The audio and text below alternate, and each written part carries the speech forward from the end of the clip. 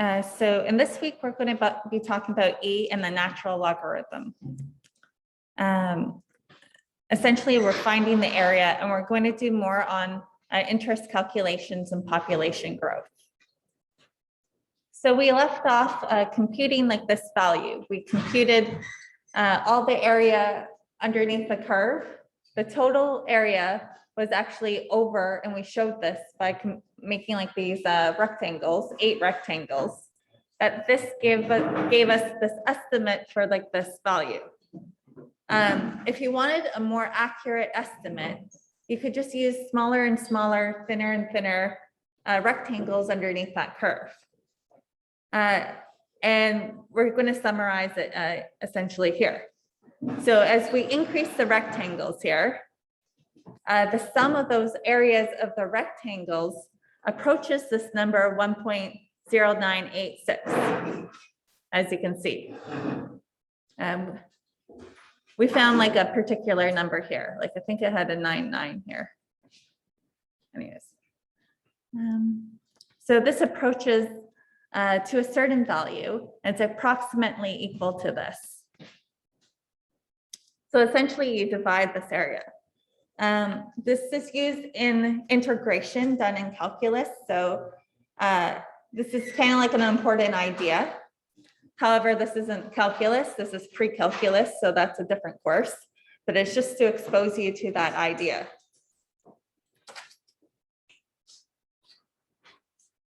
So now if you consider, like, let's say something like this, and it's not about this area. Don't get fooled by this area. And you suppose you're trying to find the area of 1 over x, comma 1 to c, where c varies. So c can vary from 2, any number, let's say, and these are values, 2, 3, 4, 5, 6, 7, 9, and the area underneath the curve. I think we did this one, the first one where c was 2, we noticed that it was less than 1. Here, the second one, when c is 3, we notice that's greater than 1. And we just did this previously on the previous page before, let's say, for this area being 1 over x, 1 and 3. We found this number. You can observe something kind of interesting. You can observe this value here. And this value here, they're actually multiples of each other.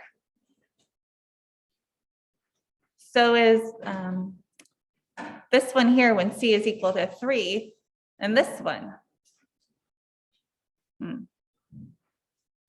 So I'm just going to make a little note. So we can observe some strange things.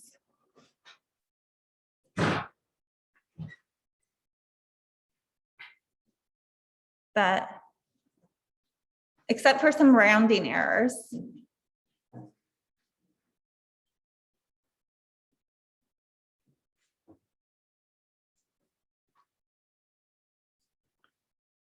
you notice the area of 1 over x, 1 to 8. This is actually equal to, and you notice the 8 is the same as 2 to the power 3. So this is the same as 3 times the area of 1 over x, 1 to the 2, this one. So this one, sorry, let's color code it. And this one are the same.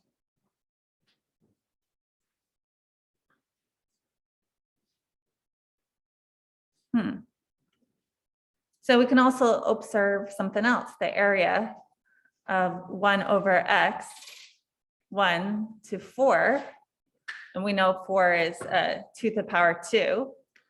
So this one, put 2 lines, is the area of this one, 2 times that area.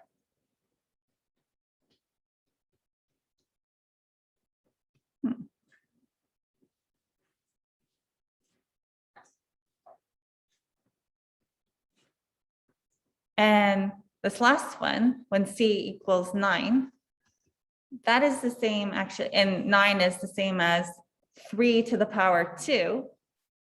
That's the same as 2 times this area, 1 over x to 1 over 3. So dot, dot, dot, dot, dot, dot, dot, dot.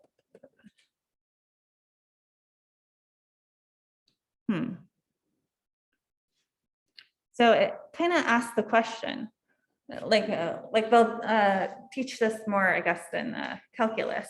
But like, what is this pattern, and how do these areas underneath the curve relate? So the question kind of we're asking ourselves, it's kind of strange, like how on earth did this happen? Like, why is there this pattern going on? So you explore this more. So is there basically a C between 2 and 3? Because you see, C varies from 2 to 3, where the area underneath here is 1, and here it's greater than 1. So is there a C such that the area, of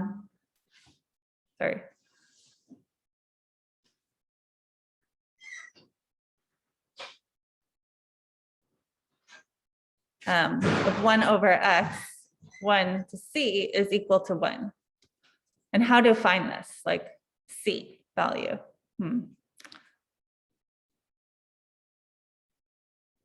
So an interesting and useful observation we can make from this table is that the area of 1 over x from 1 to C to this exponent t is actually equal to t times that area, and you bring down that exponent in front.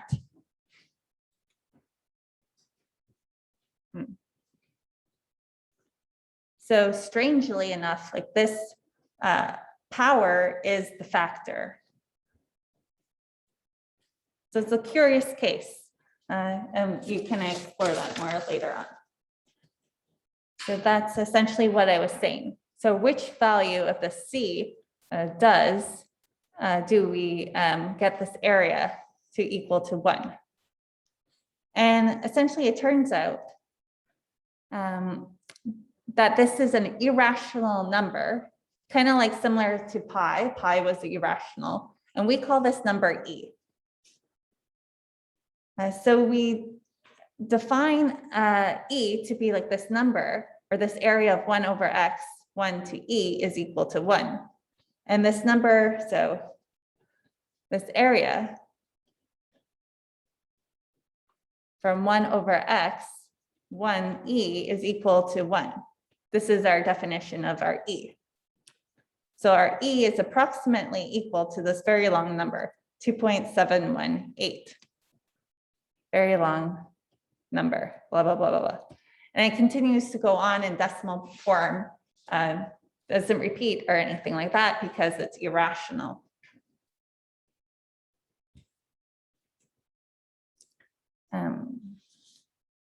So essentially for C equals to E, this implies the area here, 1 over x, 1 to E t is equal to t times this area, 1 over by the formula.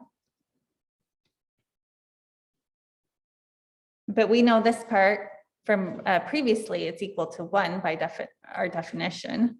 So this was equal to 1. So this is just equal, this implies that our area, 1 over x, 1 to the power et, is equal to t. So similarly, we could make like a kind of substitution. Like we know C here is equal to A log AC. These cancel, like this is the same thing.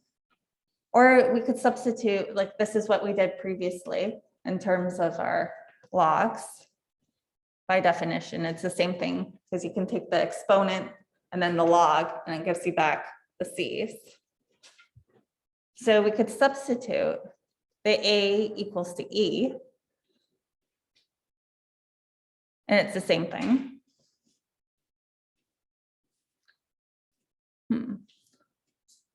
So then we could substitute essentially all this in, C for this ET into here, and we're going to get our T is going to be this part, the power. So then we can find this area of 1 over X, 1 to C. Well, C is this by definition, this whole thing here. It's equal to, well, the exponent part. Because before the exponent was T, it's equal to T. So this is equal to log of EC. And in calculus, you actually didn't note this area. So you don't use this area. So I'm not going to test you on this because in calculus, you'll learn it using by this integration, the integral. So you actually go from 1 to C, and this is the function that you're integrating over, and it finds that area under the curve. That's why we're talking area, because we're finding that area under the curve. That's what the integral does. But yes, it is not that course. So, but like this is a side, so you get that intuition before you try to calculus. But it might help you understand it a little bit better. So the log with base E, which appeared here above, is so useful, and it has this special name. And it's called, so log with base E is called the natural log, or denoted in this sense. So let's just draw like a little picture. What does it mean?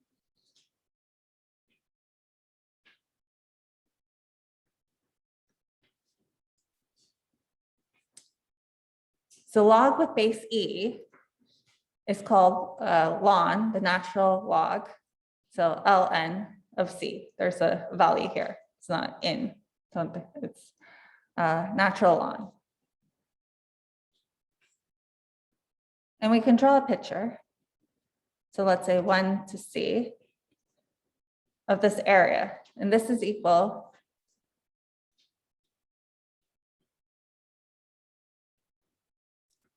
the area 1 over X, 1 to C, like this function.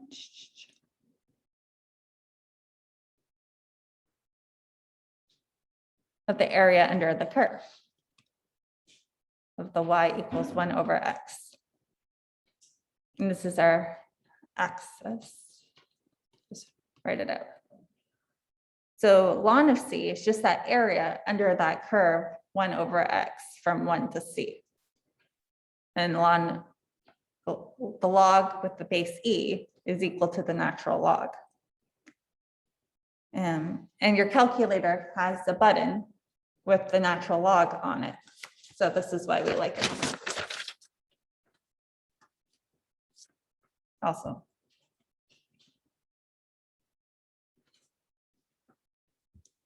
Now, so I just said the natural log of X is equal to the log with base E of X. So this is the natural log function.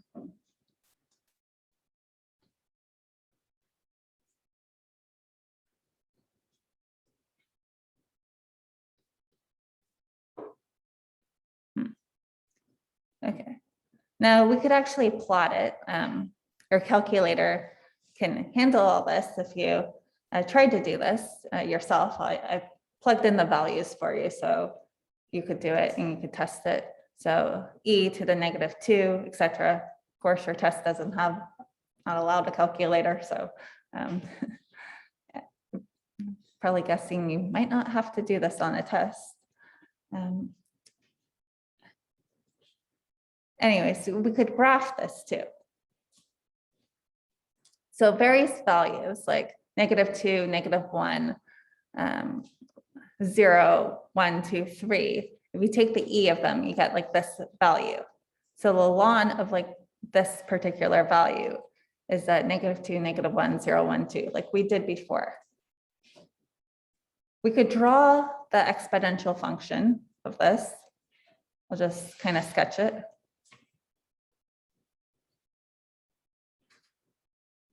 So that this is e to the x. And you see that this goes as y goes to basically infinity as x goes to infinity. Just the growth goes, shoots up. Now the ln of like these values, let me use different color.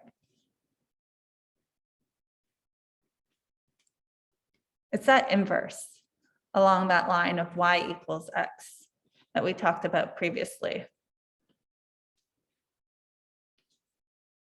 So if we plot like these values here, the first one is at 1, 0. So this is the first one, the next one, and so on. If you take these values. Oops.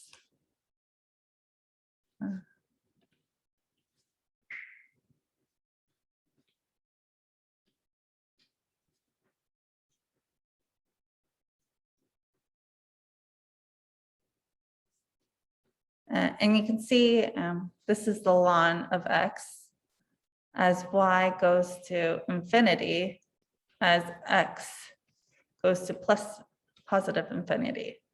Here, it's obviously going as x goes to 0, doesn't cross this line. We can see y is going to negative infinity. Over here, I forgot to mention, as y goes to 0, or y goes to 0 essentially as our x goes to negative infinity. And you can see this by the graph. So they're essentially inverses. The inverse to this function is the exponential with this base e. So the exponential function increases rapidly, which is expected. And the ln just is the inverse of that function. So I'll make just a little point that this is basically the inverse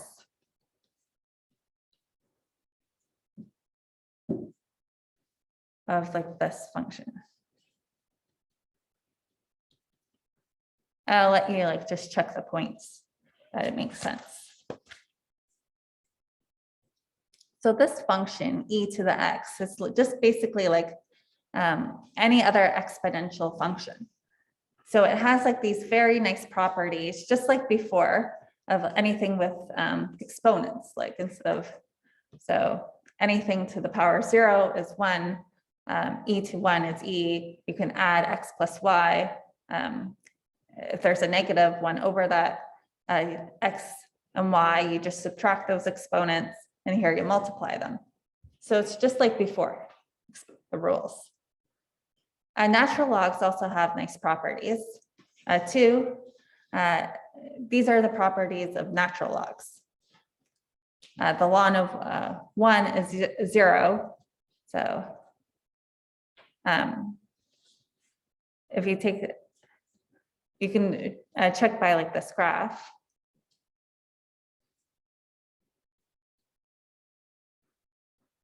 Etc. So these have the properties of logs essentially. So x times y plus 1 divided by them, etc. I won't go through the log properties.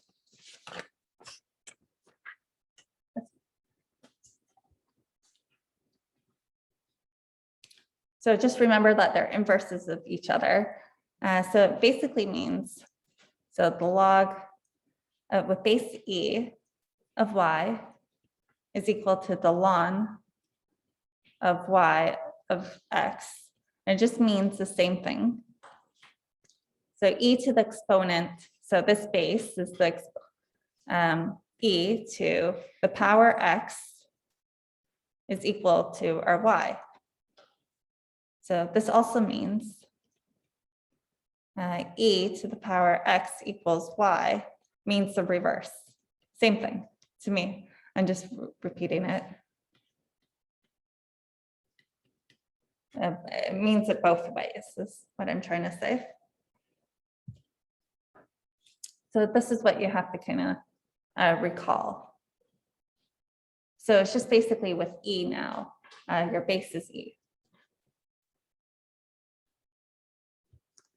So applications using this exponential function. Interest compounded continuously is an example. So this continuous definition is a bit more complex. Like I would have to talk about calculus, and that would be a different course. So to explain what this continuous, it just means like, so it's a little bit more complex. So it's not actually, so let's look at interest compounded continuously. So if interest is compounded continuously at an annual interest rate R, then after t years, an initial amount, your principal grows. So your principal times this e to this exponent RT. It's not actually possible in practice. This is just more interesting in like theoretical finance to do a question like this.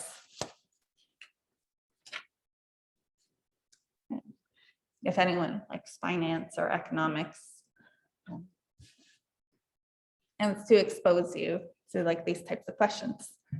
Suppose you have $10,000 is placed in a bank account that pays, let's say, 5%. And here interest is compounded continuously. So let's just write that down. Interest compounded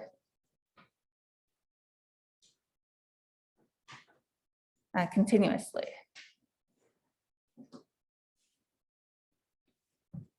Okay.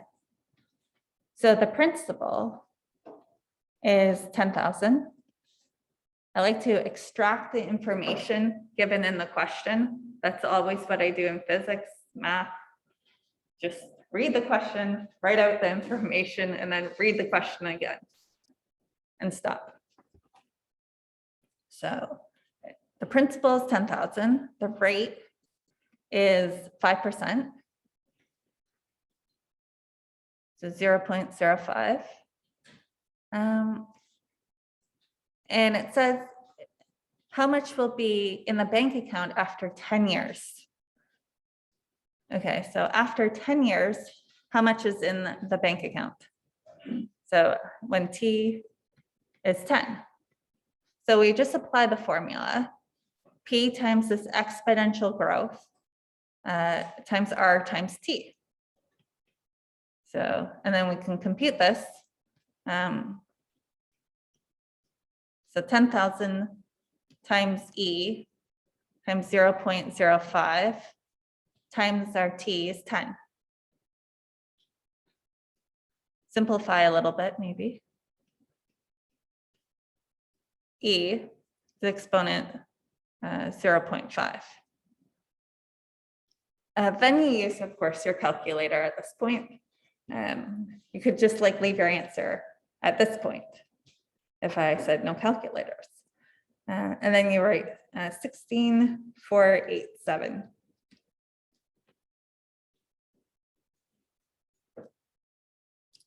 Now, the second part of the question, it says if interest is compounded 4 times per year, how much will be in the bank account after 10 years? So the interest here is compounded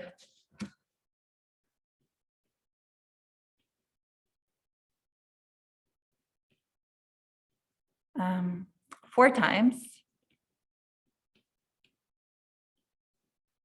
per year. So the principal, of course, is the same.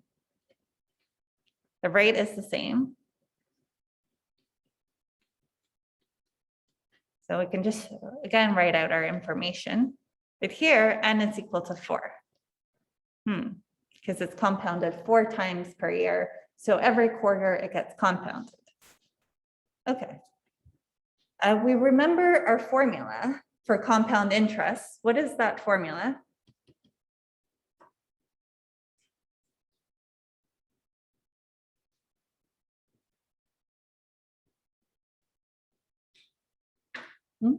Anyone? Yes.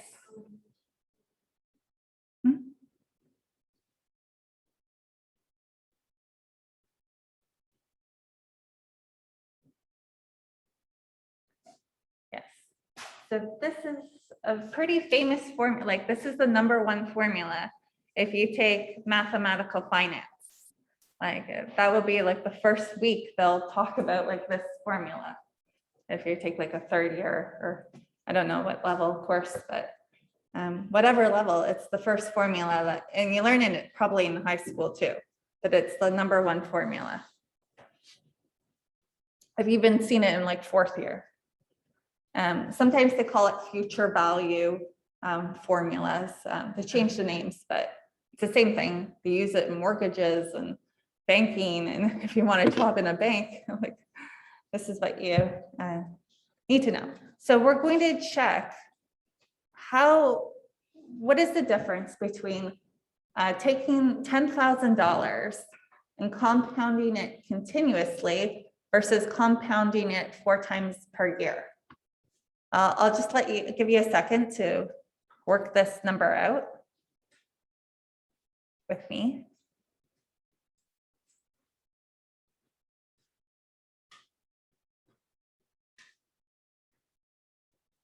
We did this last class.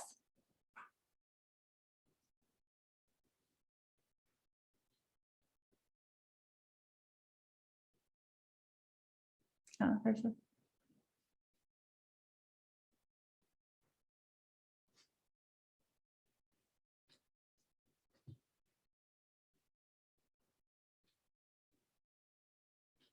sorry, I didn't have my calculator.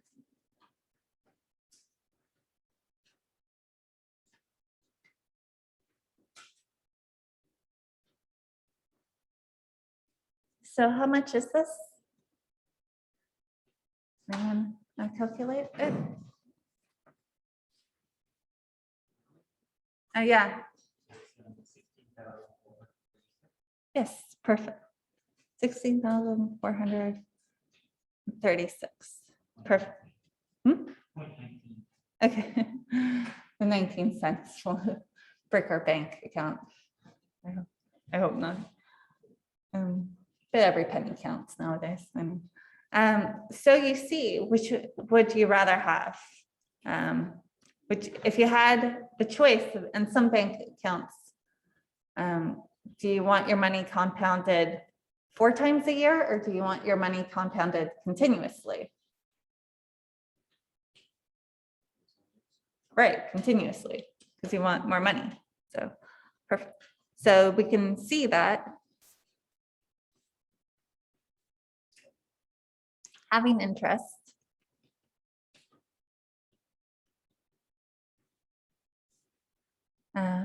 compounded continuously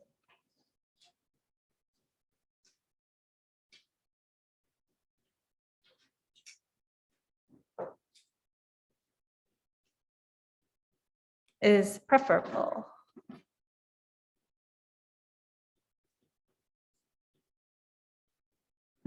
Of course, because why?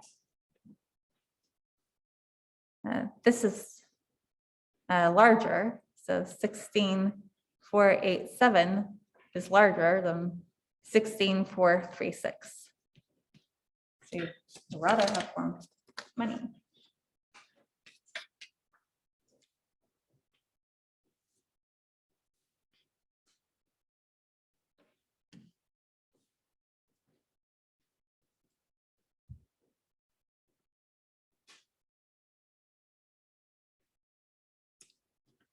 So this formula relates actually to other settings where a quantity grows continuously.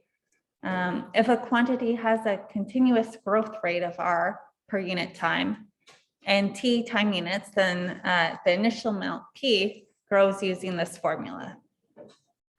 Okay. So another example, back to bacteria. Suppose a colony of bacteria has a continuous growth rate of 10%. So our R here is 10%. Let's just write it out. And this is per hour.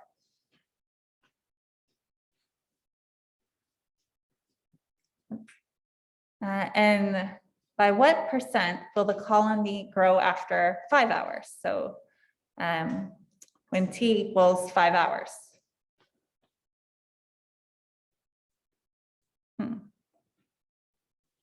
And then there's a second part to this question as well. So how long will it take for the colony to grow at 250% of its initial size? So let's do the first part of the question. So after 5 hours, initial population, P grows to P to the times the formula E. The rate is 0.1, 0.1 times 5 times our 5. So this is equal to P times E to the exponent 0.5. So, which is approximately equal to 1 point, you can calculate this with your calculator, e to the exponent 0.5. So it's 1.649, times our P. So this means 1P, so we have an initial amount, 1P, and it has at the rate of growth of 10%. And 5 hours from now, we're going to get that times 1.649.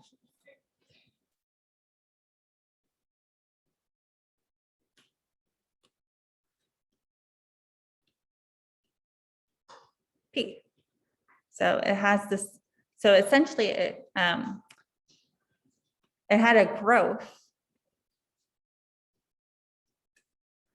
of this difference, right? Because you started at 1P and now you have 1.649P. So the growth of 0.649 P.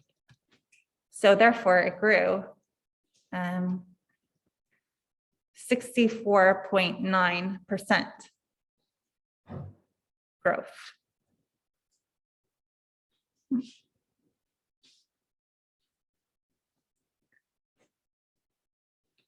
Okay. So what about the second part? How long? So it's asking you time. It takes for a colony to grow 250% of its initial size. So the initial size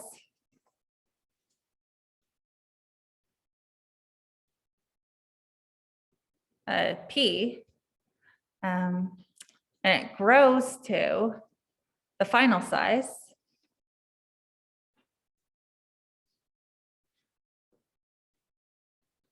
And our final size is, how much is it, our final size, do you think it is? With respect to P? Yeah, 250%.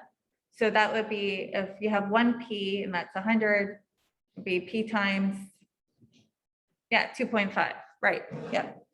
So we have 2.5 p.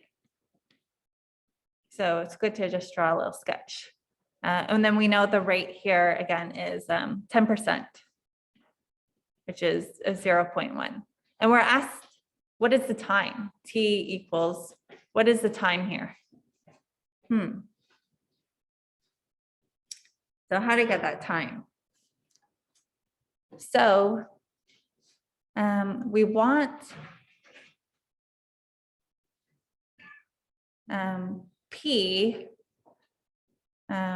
times E times R times T, like this formula, to equal to 2.5 P. Like we're just setting up the formula. Now, so we could sub it in for R, the rate is 0.1 times T.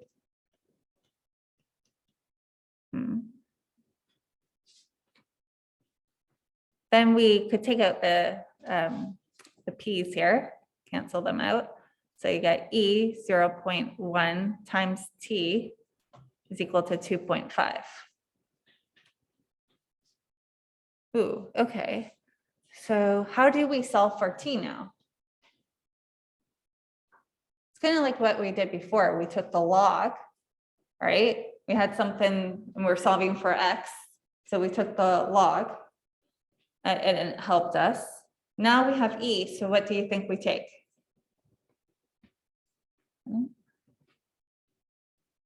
We take the natural log, because that will help us reduce things.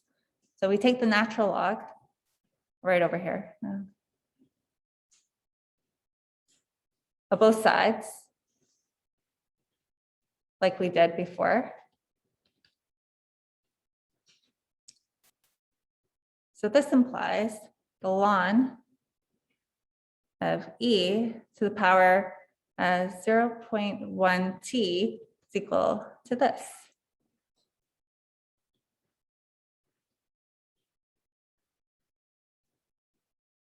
Okay. Now we know we can take out the exponential in front, and these are inverses of each other. So you can take that exponent out in front. 0.1 times T. And then you can calculate this with your calculator, which is approximately equal to 0.916. And then you could divide both sides. And get our T is approximately equal to 9.16 hours.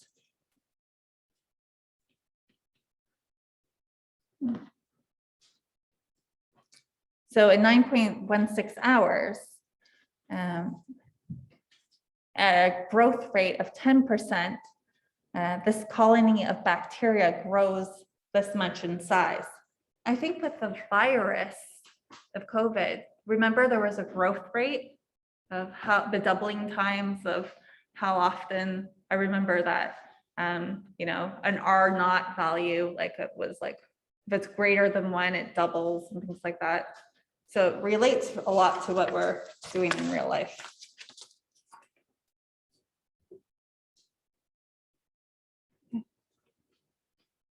So let's talk about money again.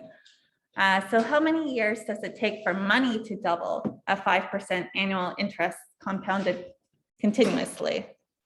So we're going to use this formula because it's continuous.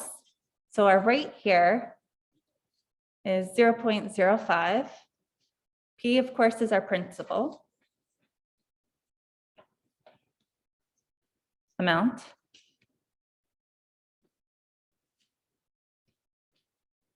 And we want to double, so 2P, our final amount.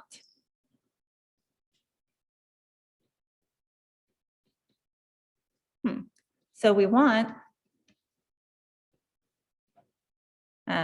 P of E, 0.5 T equal to 2P. So we can divide and take out the P's. So E to 0.05 times T is equal to 2. And then we take that natural ln of both sides, because they're inverses of each other, like with the log, etc. So ln of this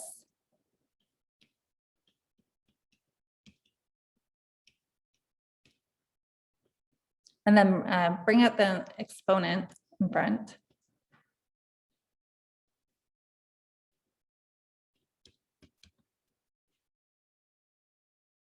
Use a calculator at this point. And then we divide by 0.05, and our T is about 13.86 years. So therefore, it takes like a bit less than essentially 14 years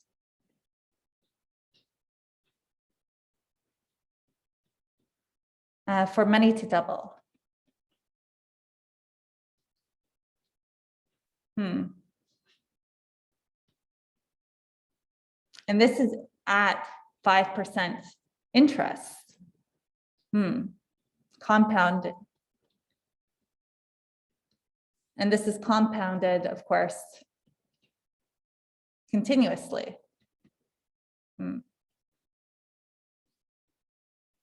So on a savings account, what are you getting on a savings account currently? Not much, like 1%. So it'll take you a really long time for your money to grow, because like this number isn't very realistic right now. You can't really get 5%.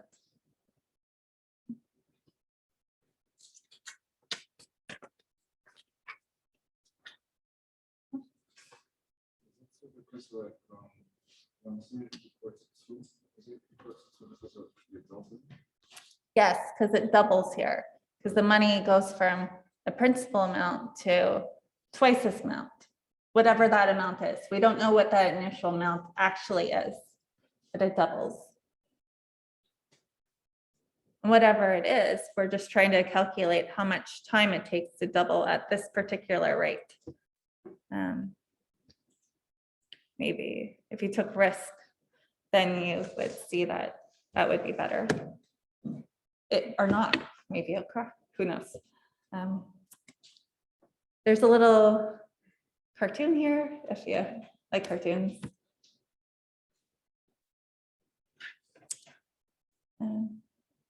Kind of true, anyways. So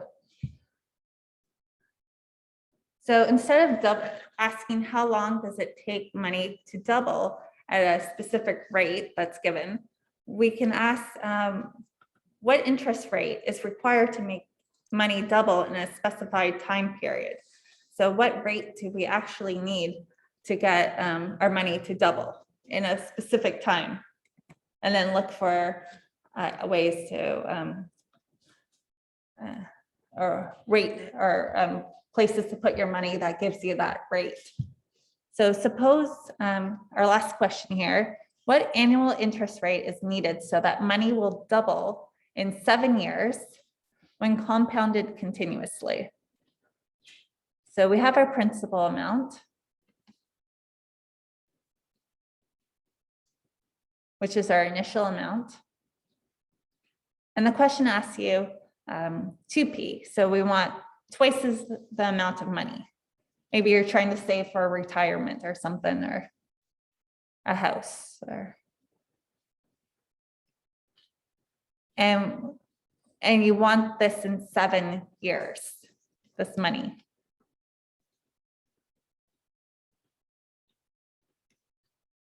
So what rate do you need is the question. And we know it's compounded continuously. So we know the formula is P times E to RT. So we can work on this together. So we want P times E to RT to equal 2P. And we do the same thing. We're here now, T, of course, is 7.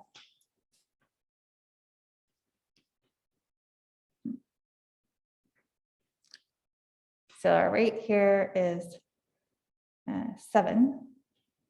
Or no, our time here is 7. We're trying to find our rate.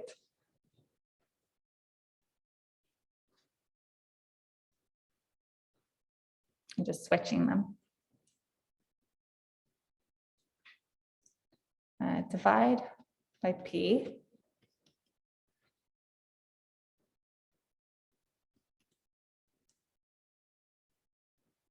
Take the ln of both sides.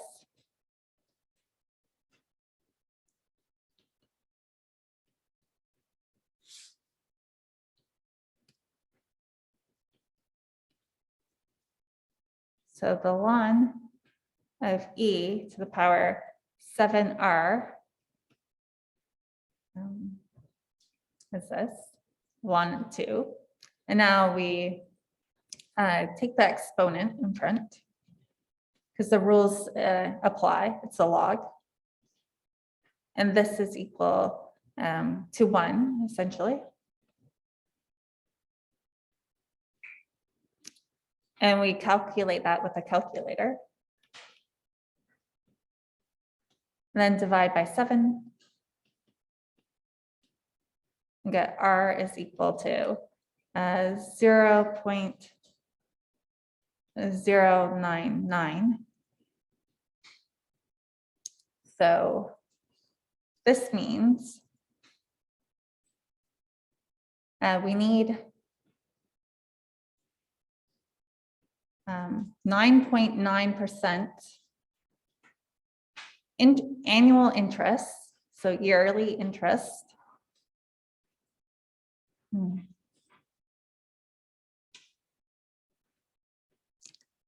Rate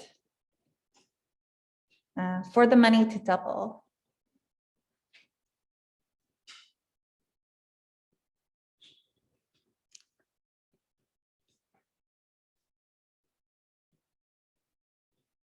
In 7 years.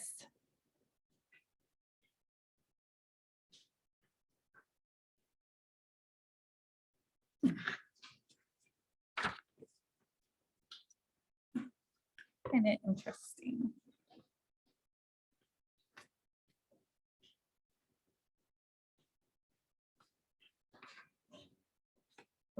Yes? It's the natural log. On your calculator, there's a natural log button. Not that you can use your calculator, but there's a natural log.